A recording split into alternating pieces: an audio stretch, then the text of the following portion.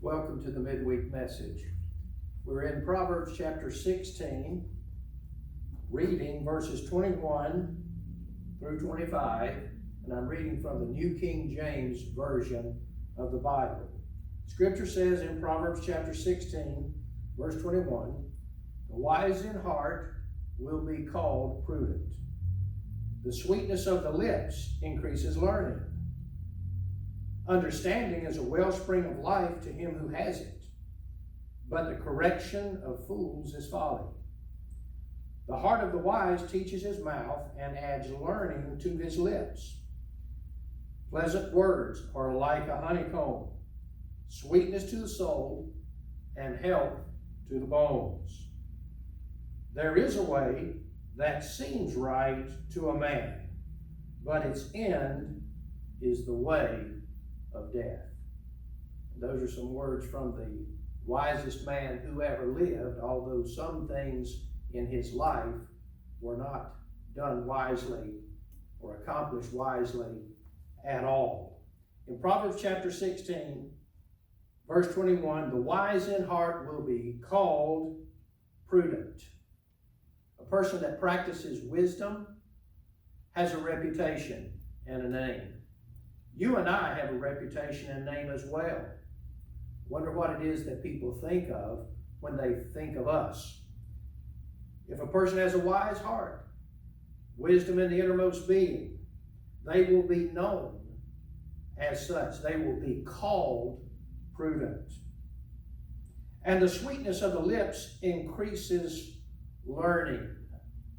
Some versions of the Bible translate that sweetness of the lips to be gracious speech or graciousness of the lips. I do know one thing. It's easier for me to heed instruction if things are put in a certain way. And if you learn to express yourself in a comforting, a kind, a nice way, it's easier to get a point across to a person, because the sweetness of the lips, graciousness in speech, those things help people to learn. Not only that, I appreciate it more. And so it would do us well to practice speaking to others in ways in which we would like to be spoken to and instructed ourselves.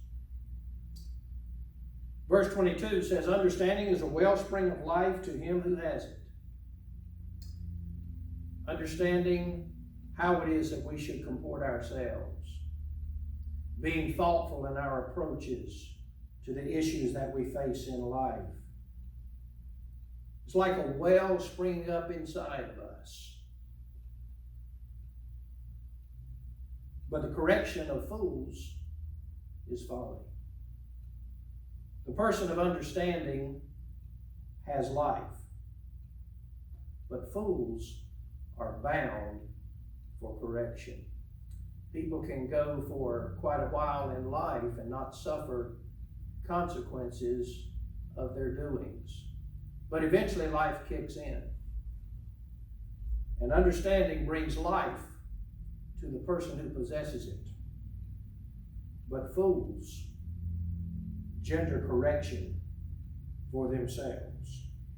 Verse 23, Solomon said, "The heart of the wise teaches his mouth and adds learning to his lips." The type of heart that you have, the type of being that you are, eventually comes out in the words that you speak. From the abundance of the heart, people speak, the scripture says.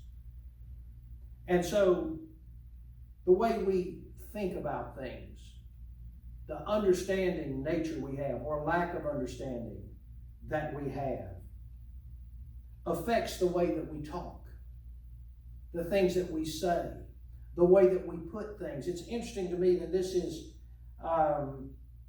just two verses down from the verse that has to do with the sweetness of the lips, speaking of gracious words. So the heart of the wise instructs his lips, adds learning to his speech. If you learn how to get your point across in life, you'll stand a much better chance of having hearers.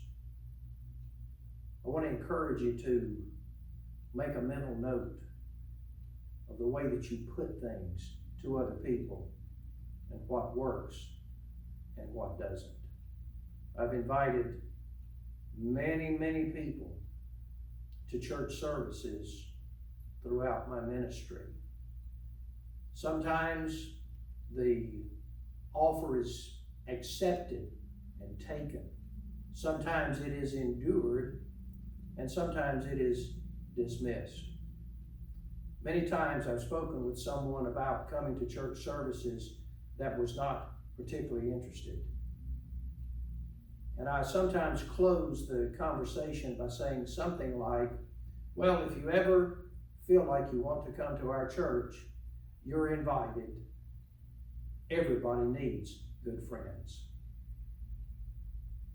And every single time, they agree. You need to be effective in your speech, or don't talk at all. Verse 24, the same type of thing. Pleasant words are like a honeycomb, sweetness to the soul and health to the bones. Now, we have a lot of different types of sweeteners that we use today. Some of them actually are sweeter than sugar, literally. Back in this day, the sweetest thing that they could think of was the honeycomb.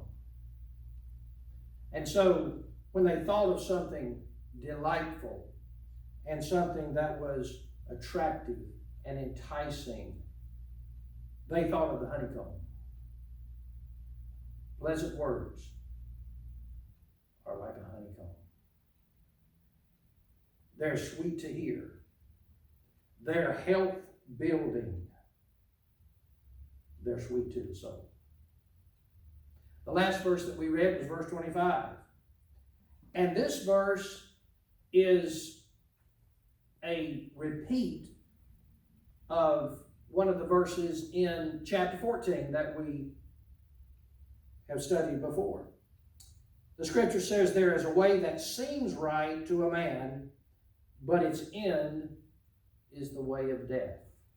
One of the things that we have seen in the book of Proverbs is a contrast between the ways of the Lord and the ways of man.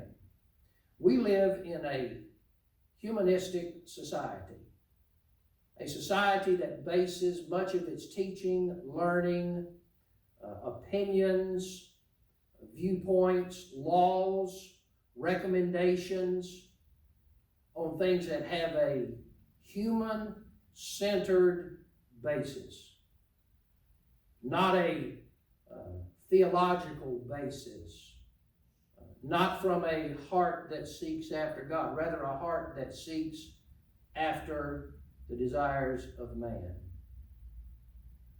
And the scripture tells us in more than one place that there's a way that seems right to a man. It's hard to argue with someone who is a committed humanist about matters that have something to do with deity, God's will, because what they believe seems right. It seems logical. It seems the correct way to go from their point of view. But the scripture says there is a way that seems right to people,